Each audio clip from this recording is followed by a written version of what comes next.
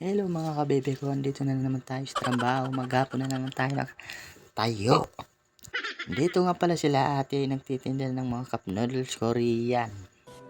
Ayan, wala na naman tayo magawa sa trabaho kundi pa ikot-ikot na naman tayo.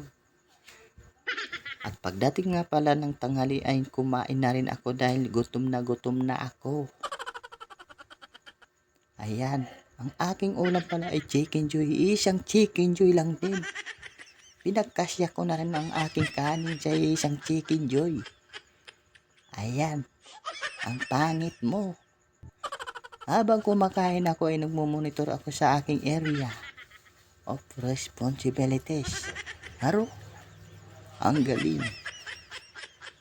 At pinagpatuloy ko na rin ang aking pagkain para matapos na at makabalik na rin sa trabaho. At pagdating ng hapon ay nag-ikot-ikot na rin ako dahil dumating na ang aking kapalitan. Andito nga pala ang aking kasama, si Lady Girl.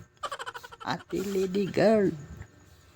At pumasok na rin ako sa loob ng Games Mall para mag-ikot-ikot at makita na rin natin ang ating makikita sa loob kung anong meron.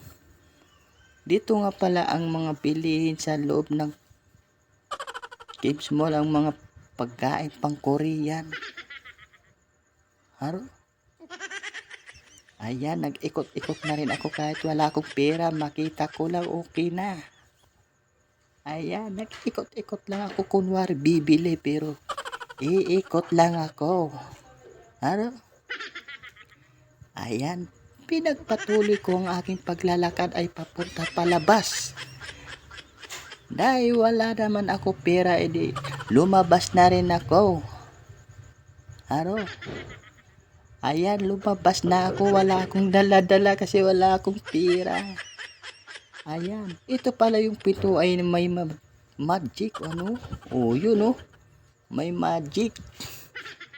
Ayan. Oh. Ang ganda pala dito ng Games Mall ng aking binabantayan. At tinawag ko na rin si ate ay hello. Sabi niya hi. Oh my God. Dumating nga pala ang aking kapalitan. Andito nga pala si Manong Girl. Hello Manong Girl. What's up man?